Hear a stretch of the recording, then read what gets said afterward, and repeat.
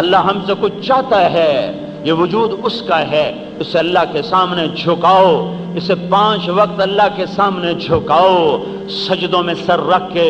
بادشاہوں کو ملنا ہو تو سیڑھیاں چڑھنی پڑتی ہیں، کئی معذور لوگ اور کئی غریب لوگ کہاں بادشاہوں کے در جائیں گے؟ اللہ کو ملنا ہو وہیں زمین پہ سر رکھ دو، تمہیں اللہ مل جائے گا۔ مسجد آنے میں بھی دیر لگے گی، جہاں ہو وہیں سر مٹی میں رکھ دو اور کہہ دو یا اللہ میں آ گیا، تمہارا اللہ کہے گا میں بھی آ گیا۔ تم کہو گے یا اللہ میں توبہ کرتا ہوں، وہ کہے گا میں معاف کرتا ہوں۔ وہ کہے گا یا اللہ میرے اتنے گناہ ہیں، میری کیسے توبہ قبول ہوگی؟ میرا اللہ کہتا ہے یہ تو تھوڑے ہیں، یہ تو بڑے تھوڑے ہیں، تو اتنے کر کہ زمین آسمان کا خلا بھر دے بھر دے بھر دے، جا جا ابھی اور کر، ابھی اور کر، اتنے کر کہ زمین آسمان کا خلا بھر دے، پھر ایک دفعہ کہہ دے یا اللہ معافی تو میں سارے ہی معاف کر دوں گا۔ میں کوئی دنیا کا بادشاہ ہوں کہ جو انتقام لیتا ہے اور جو ظلم کرتا ہے اور جو معاف نہیں کرتا ہے؟ کہ معافی میری سب سے اعلیٰ صفت ہے، درگزر میری سب سے اعلیٰ صفت ہے، پر تم معافی تو مانگو، تم توبہ تو کرو، تم توبہ بھی نہ کرو اور کہو اللہ آپ ہی معاف کر دے گا، تو اتنا اندھا قانون تیرے رب کا نہیں ہے اور اتنا اندھا انصاف اس کا نہیں ہے۔ پھر کیا ضرورت ہے کربلا کے میدان قائم کرنے کی؟ اگر رات کے ناشنے والی اور رات کے رونے والی کا ایک ہی مقام بنا دیا جائے، رات کو مصلی پہ آنسو بہانے والا اور رات کو زنا کرنے والا اگر ایک ہی ترازو میں تول دیا جائے، اور حلال روٹی کھانے والا بچہ تڑپ تڑپ کے جان دے جاتا ہے اور اس کے پاس دوائی کے پیسے نہیں ہوتے اور وہ حرام نہیں کھاتا نہیں کماتا، اپنے بچوں کے دکھ سہ جاتا ہے پر وہ اپنا ہاتھ غلط طرف نہیں بڑھاتا، اور بچوں کو حرام حلال اکٹھا کر کے بھر بھر کے دینے والا اور کھلانے والا، اگر یہ دونوں برابر ہو جائیں، اے ہے، تو پھر کربلاؤں کی کیا ضرورت ہے؟ پھر نئی تاریخ لکھو، آج نئی روشنی ہے، نئی تاریخ لکھو۔ اگر نکاح اور زنا برابر ہو جائے، اگر بیوی اور گرل فرینڈ برابر ہو جائے، اگر خامد اور بوائے فرینڈ برابر ہو جائیں، اگر ظلم اور انصاف برابر ہو جائیں، اگر عدل اور ظلم برابر ہو جائیں، رشوت اور حلال برابر ہو جائے، سود اور حلال برابر ہو جائے، شراب اور پانی برابر ہو جائے، ماں باپ کا نافرمان فرما بردار برابر ہو جائے، پاک دامن داغدار برابر ہو جائے، اگر ظالم اور مظلوم برابر ہو جائے، تو 1.25 لاکھ نبیوں کی تاریخ ختم ہو جائے گی، قرآن ختم ہو جائے گا، حدیث ختم ہو جائے گی، انسانیت مٹ جائے گی۔ نہیں نہیں نہیں، ایسا بھی اندھا قانون نہیں ہے، ایسا بھی اندھا قانون نہیں ہے۔ لیکن میرے بھائیو، وہ ظالم تو ہے ہی نہیں، ایسا بھی پکڑنے والا نہیں ہے کہ معاف کرے ہی نہ۔ تم توبہ کرو وہ معاف کرے گا، تم قدم بڑھاؤ وہ چل کے آئے گا۔ وہ کہتا جو میری طرف 1 قدم آتا ہے میں اس کی طرف دوڑ کے آتا ہوں، میں 2 قدم آتا ہوں جو چل کے آتا ہے میں دوڑ کے آتا ہوں، جو توبہ کرنے میری طرف چل کے آتا ہے میں عرشوں سے نیچے اتر کر اس کا استقبال کرتا ہوں۔ اس کا مطالبہ ہے اذان ہو تو ڈیفنس بند کر دو، کالج بند کر دو، دوڑو مسجد کی طرف۔ نماز ہمارا ذاتی فعل نہیں ہے، ہمارا اجتماعی فعل ہے، اجتماعی۔ جس معاشرے سے نماز مٹ جائے وہ معاشرہ اسلامی کہلانے کا حق کھو دیتا ہے۔ وہ میرے بھائیو 700 دفعہ قرآن بولا نماز نماز نماز، 700 دفعہ 700 دفعہ، اور کہہ دو نماز تو جی ذاتی فعل ہے، نماز پڑھنے نہ پڑھنے سے کوئی فرق نہیں پڑتا۔ اللہ کے واسطے تھوڑا قرآن دیکھ لو۔ نماز کے بغیر زندگی اسلامی نہیں ہے، زکوٰۃ کے بغیر زندگی اسلامی نہیں ہے۔ رزق اللہ نے دیا زکوٰۃ دو، اور زیادہ ہو گیا حج کو جاؤ، رزق ہے حج کو جاؤ، رزق دیا غریبوں پہ خرچ کرو، شادی پہ بے شک اپنی وسعت کے مطابق خرچ کرو، پر یہ اجازت نہیں ہے کہ ظلم و ستم کرو اور ناچ گانے کی محفلیں سجاؤ۔ شادی ہو رہی ہے، خوشی کر رہے ہیں، خوشی ویسے کرو جیسے اللہ نے بتایا ہے، خوشی وہ کرو، سارے لاہور کو کھانا کھلاؤ، کوئی اسراف نہیں، شادی کرو سارے لاہور کی دعوت کرو، کوئی اسراف نہیں ہے، ناچنے والیاں نچاؤ، آتش بازیاں چھوڑو، یہ میرے اللہ کو ناپسند ہے۔ اللہ کے نبی نے اما حضرت زینب رضی اللہ تعالیٰ عنہ سے شادی فرمائی، سارے مدینے کو روٹی کھلائی، سارے مدینے کا ولیمہ کیا، آپ کرو سارے ڈیفنس کو کھانا کھلاؤ۔ حضرت صفیہ رضی اللہ تعالیٰ عنہ سے شادی فرمائی، 3 دن ولیمے کا کھانا ہوا، 3 دن ولیمہ چلتا رہا، 3 دن کھانا کھلاؤ، پر ناچ گانے کی محفلیں، راگ و رنگ کی محفلیں، یہ ظلم نہ کرو، یہ ستم نہ کرو۔ وہ دھرتی پکار اٹھتی ہے، یا اللہ یہ میرے اوپر کیا ہو رہا ہے، یہ گھنگروں نے مجھے ذلیل کر دیا، مجھے اجازت دے میں پھٹ جاؤں، میں نے اندر ہی لے جاؤں۔ تو میں اللہ کا بندہ ہوں، مجھے اللہ کی مان کے چلنا ہے، میرے پاس رزق ہے تو غریبوں کے لیے ہے، اپنے اوپر وسعت کا خرچ کرو، اچھا گھر بناؤ، اچھی سواری لو، اچھا کپڑا پہنو، نہیں روکا۔ میرا نبی عالی شان گھوڑوں پہ سوار ہوا، ورد میرے نبی کے گھوڑے کا نام ہے، جو کھڑا ہوا گلاب کی طرح حسین نظر آتا تھا، اور یعصوب میرے نبی کے گھوڑے کا نام ہے، جو سارے گھوڑوں میں یوں نظر آتا تھا جیسے مکھیوں میں مکھی کی ملکہ نظر آتی ہے۔ سکب کہتے ہیں بہنا، اتنا تیز رفتار تھا کہ یوں چلتا تھا جیسے پانی بہ رہا ہو۔ سبہا تیرنے کو کہتے ہیں، ہوا میں جیسے کوئی چیز تیر جائے، اتنا تیز دوڑتا تھا کہ جیسے تیر گیا ہو۔ سجل، سقب، سبہا، ورد، یعصوب، یعقوب، یہ میرے نبی کے عالی شان گھوڑے ہیں، خوبصورت گھوڑے ہیں۔ تراز، لزاز، لحیف، یہ میرے نبی کی خوبصورت سواریاں ہیں۔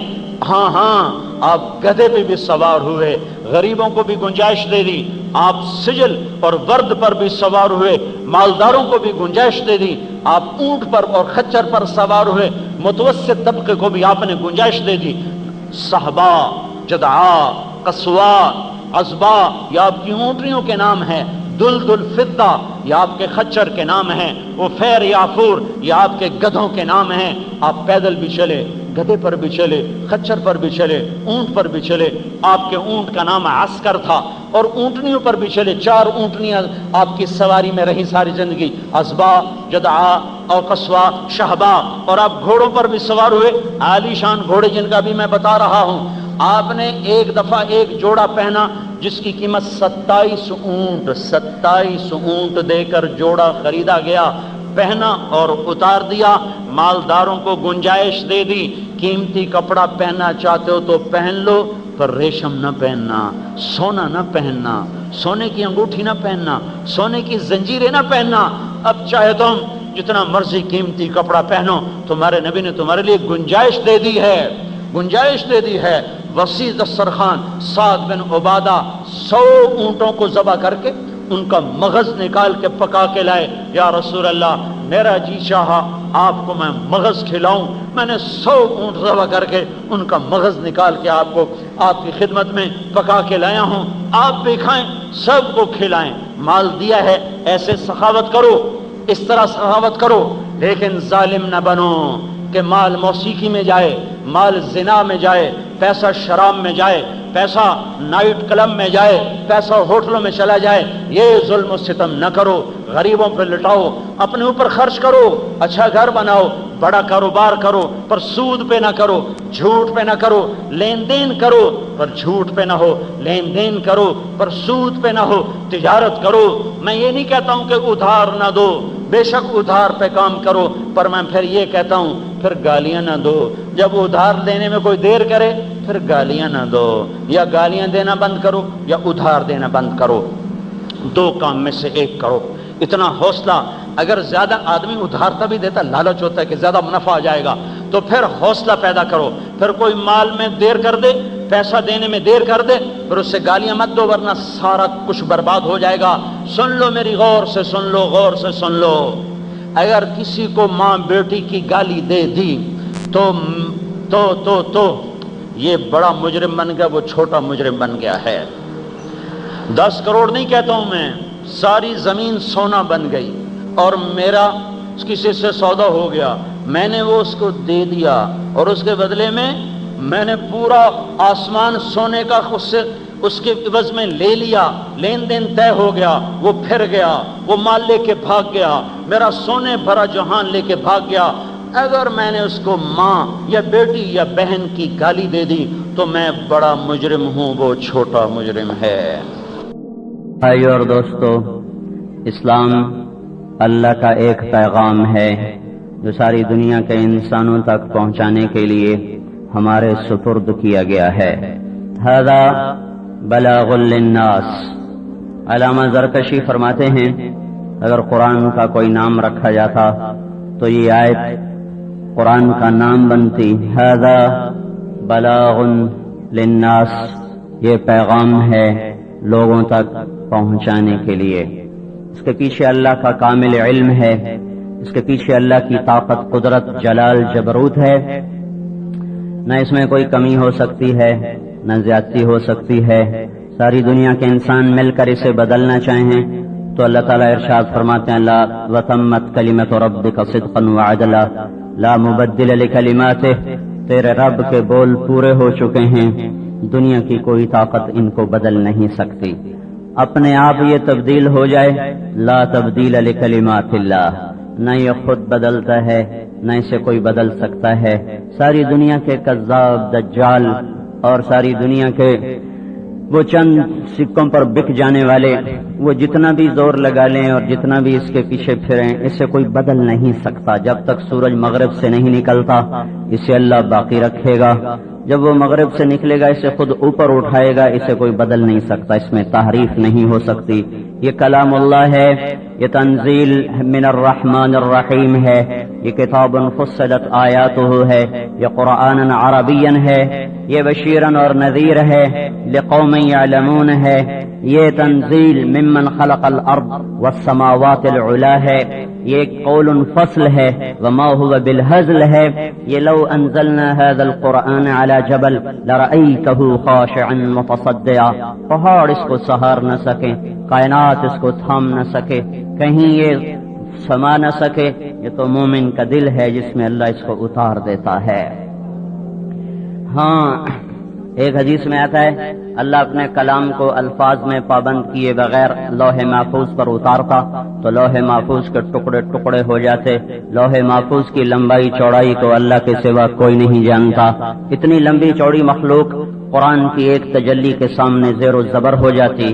ذرا سوچو ہمارے نبی پاک صلی اللہ علیہ وسلم کتنا لمبا چوڑا ظرف، کتنا بڑا دل کے اللہ کا کلام براہ راست الف با تا میں قید ہو کے نہیں آتا تھا، اللہ کا کلام اللہ ہی کے کلام کے ساتھ، اللہ کی آواز کے ساتھ وہ دل پر اترتا تھا، اور ہمارے نبی سارا ہی قرآن اپنے دل میں لے کر ہضم کر گئے۔ لوح محفوظ جسے ہضم نہ کر سکے، سہ نہ سکے، برداشت نہ کر سکے، اسے ہمارا نبی سارا ہی اندر میں لے گیا، سارا ہی برداشت کیا، اور پھر ساری دنیا کے انسانوں تک اسے امانت کے ساتھ، دیانت کے ساتھ پہنچایا ہے۔ تو یہ الیوم اکملت لکم کا اعلان کرتا ہے اور اتممت علیکم کی بشارت سناتا ہے، ورضیت لکم الاسلام دینا کی مہر لگاتا ہے، ومن یبتغ غیر الاسلام دینا فلن یقبل منہ کی یہ وعید سناتا ہے کہ اسلام کو چھوڑ کر جو لوگ بھی زندگی گزاریں گے وہ ہلاک ہو جائیں گے، مردود ہو جائیں گے۔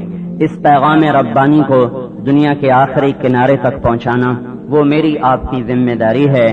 اجتباکم، اللہ نے ہمیں 4 تمغے عطا فرمائے، ہم چنی ہوئی امت ہیں، اللہ نے ہمیں چنا، ساری کائنات میں سے چھانٹا۔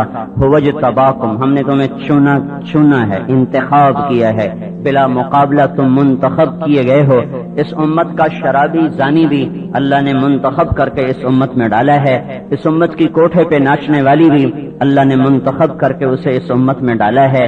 اس لیے کسی مسلمان کو، مرد ہو عورت ہو، کتنا ہی گناہ گار ہو، گناہوں میں ڈوبا ہو، اسے حقیر نہ سمجھو، اللہ تعالیٰ کا غضب نازل ہوتا ہے حقیر سمجھنے پر۔ حقارت حرام ہے، اصلاح فرض ہے، ان دونوں میں توازن قائم رکھنا یہ ہماری ذمہ داری ہے۔ جب آدمی کسی کو گری ہوئی نظروں سے دیکھتا ہے، وہ کتنا ہی نیک پاک کیوں نہ ہو، پہلے وہ اللہ کی نظروں سے گر جاتا ہے۔ جب کوئی آدمی کسی کو ایسے ٹیڑھی نظر سے دیکھتا ہے اور اپنی نیکی پر وہ اتراتا ہے اور نازاں ہوتا ہے، کسی بے پرد کو پردہ دار عورت نے دیکھا اور حقارت کی نظر ڈالی، کسی بے نمازی کو نمازی نے دیکھا اور نفرت کی نظر ڈالی، کسی حلال کھانے والے نے حرام کھانے والے کو دیکھا اور حقارت کی نظر ڈالی تو پہلے یہ اللہ کی نظروں سے گریں گے، پہلے ان کا تختہ نکلے گا، پہلے ان کو اللہ پکڑے گا کہ تم ہو کون میرے بندوں کو گری ہوئی نظروں سے دیکھنے والے۔ لست علیہم بمسیطر، حساب کتاب تیرے ذمہ ہے کہ تیرے رب کے ذمہ ہے؟ حساب تو نے لینا ہے کہ تیرے رب نے لینا ہے؟ تو اپنی امیت کو سنبھال، اپنے عمل کو سنبھال۔ اللہ نے ہمیں چنا، وجتباکم، ہم چنے ہوئے ہیں۔ دوسری چیز کیا ہے؟ اللہ تعالیٰ نے ہمیں کنتم خیر امت، کا تم سب سے بہترین امت ہو۔ تیسری چیز کیا ہے؟ وَكَذَلِكَ جَعَلْنَاكُمْ أُمَّةً وَسَطًا، كَذَلِكَ جیسے میں نے تمہیں اپنا پاک رسول دیا، کامل اکمل رسول دیا، جیسے میں نے تمہیں قرآن جیسی کتاب دی، جیسے میں نے تمہیں اسلام جیسا مذہب اور دین دیا، جیسے میں نے تمہیں کعبہ جیسا قبلہ دیا، اسی طرح میں نے کیا کیا ہے؟ جعلناکم امتاً وسطا، میں نے تمہیں درمیان کی امت بنایا ہے، دو طرفین، ایک ادھر ایک ادھر، یہ انتہا یہ انتہا، اس کے بیچ میں تم کھڑے ہوئے ہو۔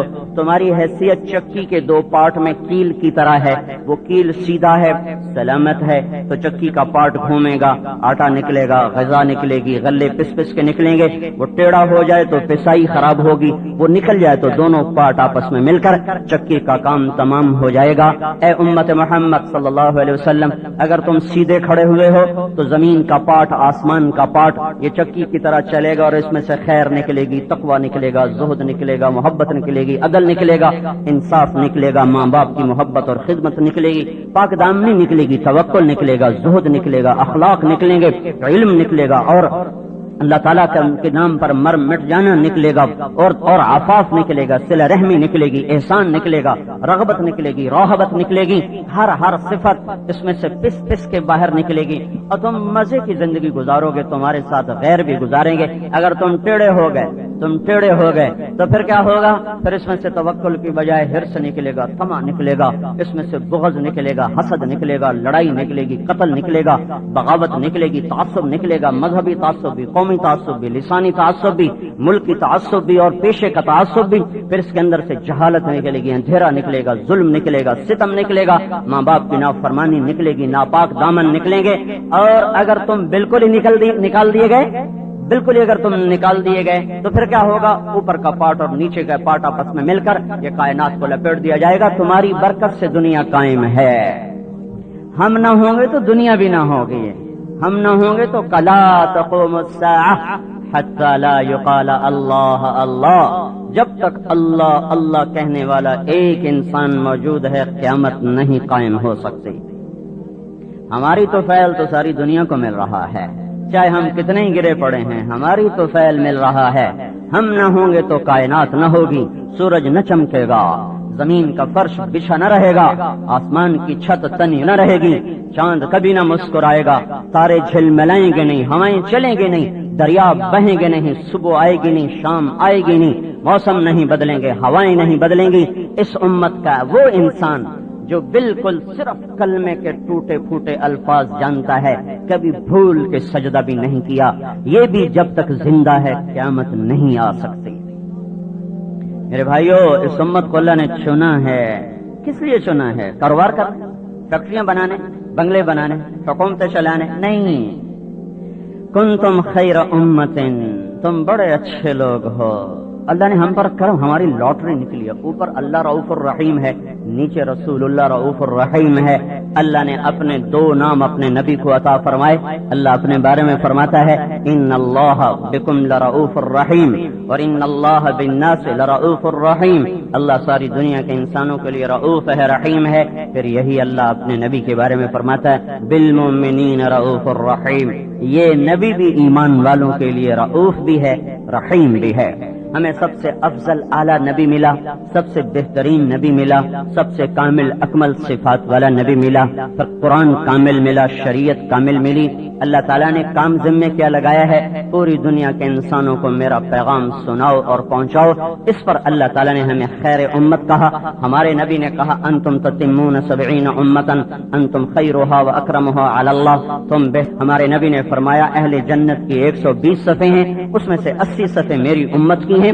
ہمارے نبی صلی اللہ علیہ وسلم نے فرمایا کہ ان الجنت حرمت علی الانبیاء حتى ادخلها وانها لمحرمة علی الامم حتى تدخلها امتی، उम्मती, सारे नबियों पर जन्नत हराम है जब तक मैं न चला जाऊं, सारी उम्मतों पर जन्नत हराम है जब तक मेरी उम्मत न चली जाए। कोई उम्मत नहीं जा सकती जब तक ये न जाए, कोई नबी नहीं जा सकता जब तक रसूलुल्लाह सल्लल्लाहु अलैहि वसल्लम तशरीफ न ले जाएं। ये अल्लाह ने एजाज बख्शा है। इस उम्मत को अल्लाह ने खुद बुलाया, खुद बुलाने वाले के नाज उठाए हैं, इनका अजर बढ़ाया, इनका अमल घटाया, अमल थोड़ा कर दिया, अजर ज्यादा कर दिया, उम्रें कम कर दी, काम का जमाना थोड़ा। पहले लोगों की उम्र 200 साल, 150 साल, 300 साल, आपने कहा मेरी उम्मत की उम्र 60-70 के दरमियान थोड़े हैं जो पार निकलेंगे। तो काम का जमाना थोड़ा, अजर बहुत ज्यादा, उनके काम का जमाना बहुत ज्यादा और अजर बहुत थोड़ा। एक आदमी 200 साल काम करके वो ना पा सका जो इस उम्मत का 30 बरस काम करके पा रहा है। एक आदमी 300 साल काम करके वो ना पा सका जो इस उम्मत का 50 साल मेहनत करके पा चुका है, उससे आगे जा चुका है, पहले जा चुका है। एक अल्लाह ने एजाज ये हमें अता फरमाया, काम करने मजदूरी का वक्त थोड़ा, सिला ज्यादा, अजर ज्यादा। दूसरा, हमें अल्लाह ने आखिर में भेजा ताकि हमें जन्नत में जाने का इंतजार थोड़ा रहे। इंतजार भी एक मशक्कत है।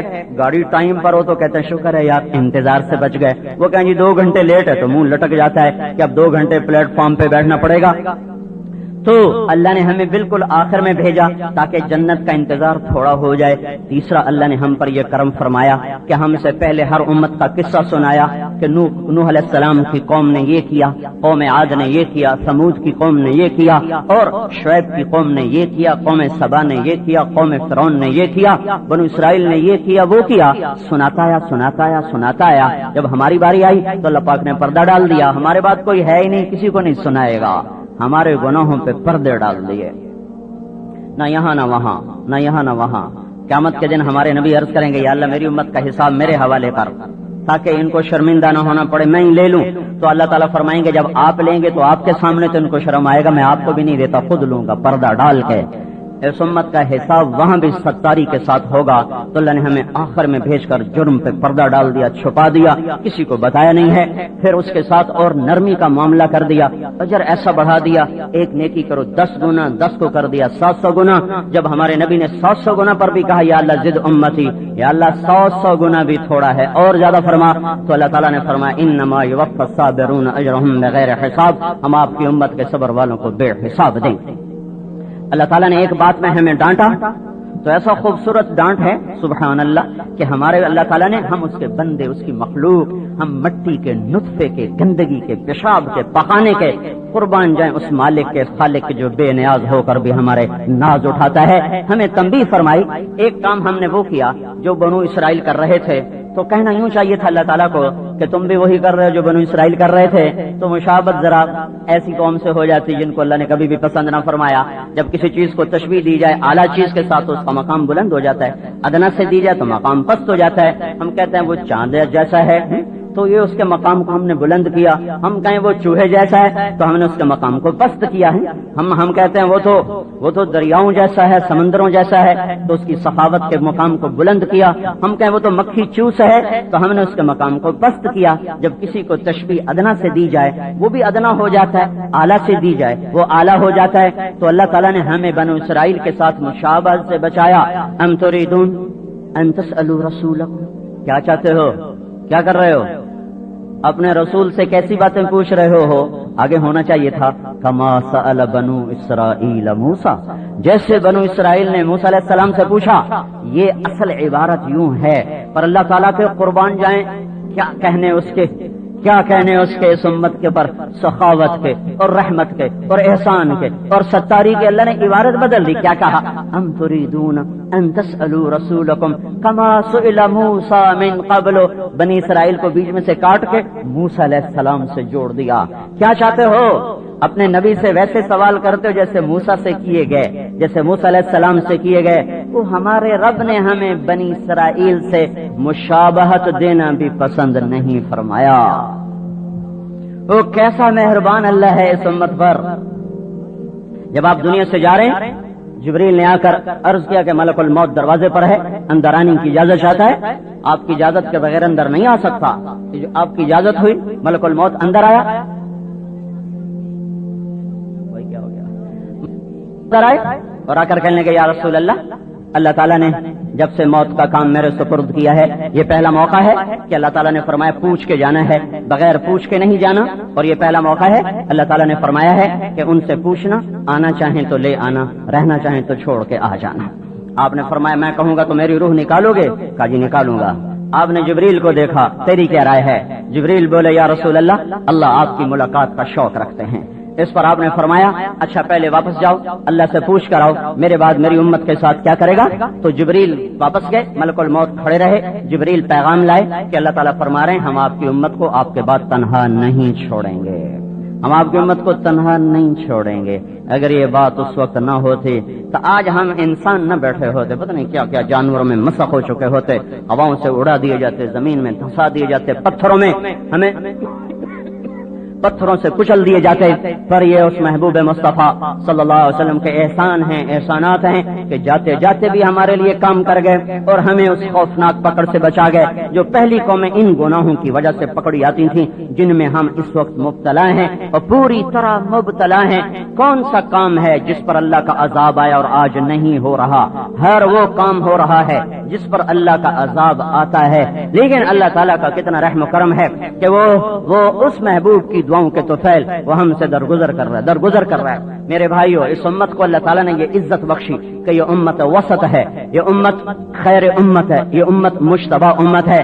چوتھا اعزاز اللہ نے بخشا کہ لتکونوا شہداء علی الناس، اللہ نے ہمیں گواہ بنایا، اللہ نے ہمیں شاہد بنایا، اللہ نے ہمیں داعی الی اللہ بنایا۔ ہم ساری دنیا کے انسانوں کو پیغام حق سناتے ہیں، اللہ سے جوڑتے ہیں، مخلوق سے توڑتے ہیں۔ توڑنے سے مراد قطع تعلق نہیں، توڑنے سے مراد ہے دل کا رخ مخلوق سے ہٹا کر خالق کی طرف۔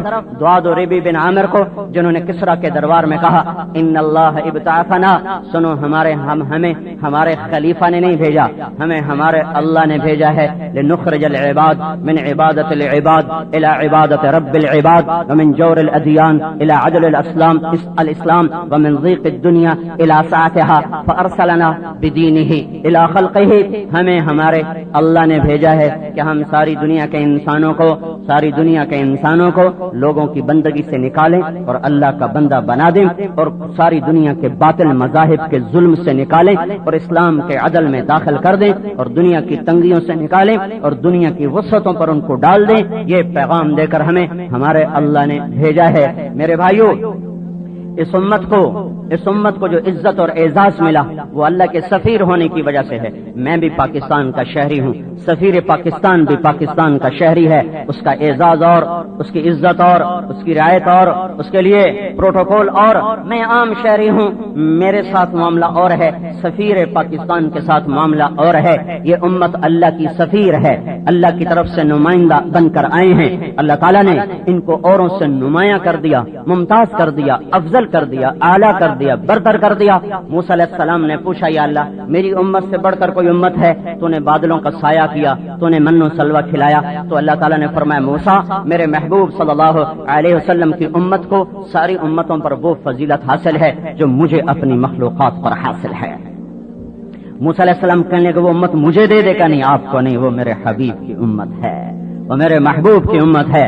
میرے بھائیو، دنیا اندھیروں میں ہے، اللہ کو نہ جاننا سب سے بڑا اندھیرا ہے، اللہ کے رسول کو نہ جاننا سب سے بڑا اندھیرا ہے، جنت کے شوق کا اٹھ جانا سب سے بڑا اندھیرا ہے، جہنم کے خوف کا نکل جانا سب سے بڑا اندھیرا ہے، رشتے ناتوں کا ٹوٹ جانا یہ بہت بڑا اندھیرا ہے، ماں باپ کی نافرمانیاں یہ بہت بڑا اندھیرا ہے، زنا کے بازار اور شباب پر پہنچ جائیں، شراب و کباب تہذیب بن جائے یہ بہت بڑا اندھیرا ہے، ظالم دندنائے، مظلوم سسکے اور رینگے اور اس کی فریادیں دیواروں سے ٹکرا کر واپس آ جائیں اور سدا بصحرا بن جائیں یہ بہت بڑا اندھیرا ہے، گالی گلوچ ہو یہ بہت بڑا اندھیرا ہے، نمازوں کا چھوٹ جانا، مسجدوں کا ویران ہو جانا یہ بہت بڑا اندھیرا ہے، موسیقی کی محفلوں کا اپنے شباب پر ہونا اور کھوے سے کھوا چھلنا اور ازدحام اور رش کا ہونا یہ بہت بڑا اندھیرا ہے، مسلمان بیٹیوں کا اپنے جسم کی نمائش کر کے پوسٹروں کی زینت بن جانا،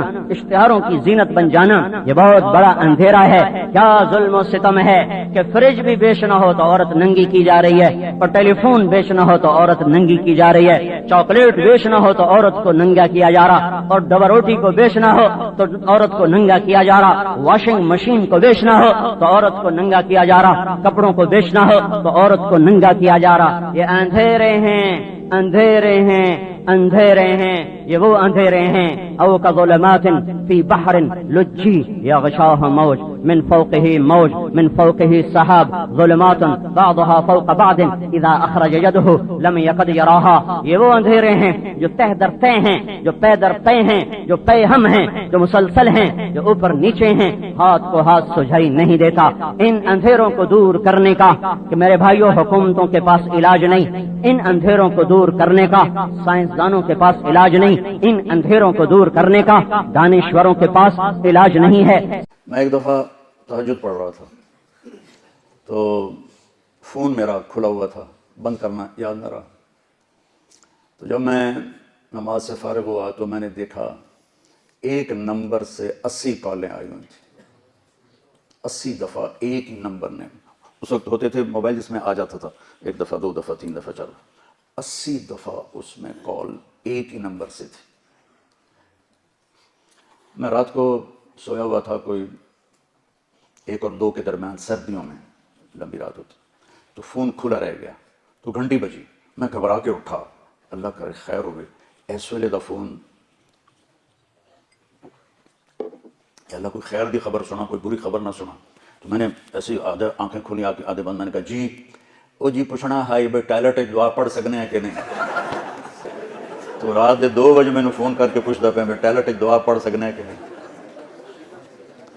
یہ حدیث آج موبائل پہ فٹ آتی ہے کہ ایک دفعہ پتہ ہے سوئٹزرلینڈ میں کوئی کسی کو ڈائریکٹ کال نہیں کرتا ہے، پہلے میسج کرتا ہے میں آپ کو کال کر سکتا ہوں، وہ اگر یس کرے گا تو پھر یہ کال کرے گا، ورنہ نہیں کرے گا۔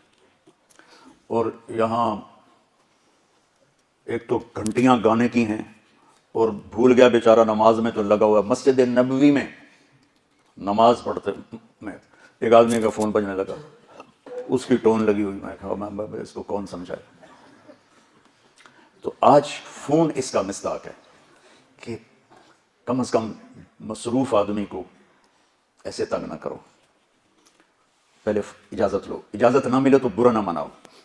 اب چونکہ میں پورا سال بیمار رہا، بہت تکلیف میں، اللہ نے کاٹی، اللہ اپنے فضل سے میسج آتے ہیں، میں نہیں اٹینڈ کرتا ہوں، نہ کر سکتا ہوں۔ تو ابھی کل کی بات ہے کہ پرسوں کی ایک میسج آ رہا تھا مسلسل، میں ڈیلیٹ کر دیتا تھا، تو وہ کوئی لڑکی تھی، اور انہوں نے کہا اگر میں کسی مالدار کی بیٹی ہوتی پھر تو تم بڑی جلدی میرا فون اٹھا لیتے، پھر آگے سے اس طرح کی اخلاق سے گری ہوئی باتیں کرتے، اور جو کوئی کسی لڑکے کا نہ اٹھاؤ، غریب جو ہوتا وزیر اعلیٰ تو بھاگ کے میرا فون اٹھاتا۔ بھئی اگلا کس مشکل میں ہے، کس مصیبت میں ہے۔ اس سارے سال میں زیادہ میں نے بیٹھ کے نماز پڑھی، زیادہ فرائض بھی بیٹھ کے پڑھے، کھڑا ہوا جاتا ہی نہیں تھا۔ تو اس موبائل نے ہماری زندگی کو بہت زیادہ ڈسٹرب کیا ہے۔ کوئی فون نہیں اٹھاتا تو بدگمانیاں، کس قدر خوبصورت بتایا گیا کہ دروازے پر جا کر بھی کہا جائے بھی نہیں مل سکتے تو گالیاں دیتے ہوئے واپس جاتے ہیں۔ فرجعوا، قرآن میں آتا ہے نا، هو ازکا لکم، لیکن یہ وہ ابواب ہیں۔ اب ان کی شرح دیکھنا، اس کی شرح ہے نا، وہ کیا نام ہے، تحفۃ الاحوذی، اسی کی شرح ترمذی کی، کہ کتنا خوبصورت زندگی گزارنے کا ادب بتایا جا رہا ہے کہ گھر پہنچ کر بھی اگر وہ کہے میں نہیں ملتا تو ٹھیک ہے، بہت اچھا، پھر مل لیں گے۔ تو یہ استیزان کا آج کا زیادہ مصداق یہ ٹیلی فون ہے۔ کسی کو تنگ مت کرو۔ وہ ایک میسج آیا تھا، یا میرا فون اٹھاؤ یا اپنا نمبر تبدیل کرو۔ تو بیٹا کسی کے لیے دکھ نہ بنو، اور خاص طور پر ایک بات کی نصیحت کرتا ہوں، غور سے سنو۔ تم گھر میں ہو، ماں کے سامنے بیٹھے ہو، ٹیلی فون بج جاتا ہے، مت سنو، یہ ماں کی توہین ہے۔ باپ کے سامنے بیٹھے ہو، تمہارا فون بجتا ہے، مت سنو، یہ باپ کی توہین ہے۔ بیوی کے سامنے بیٹھے ہو، تمہارا فون بجتا ہے، مت سنو، یہ بیوی کو دل توڑنے والی بات۔ بیوی کا فون بجتا ہے، وہ خاوند کے سامنے بیٹھی ہے، مت سنیں، یہ خاوند کا دل خراب ہوگا، اس نے ہماری فیملی لائف برباد کر دی ہے۔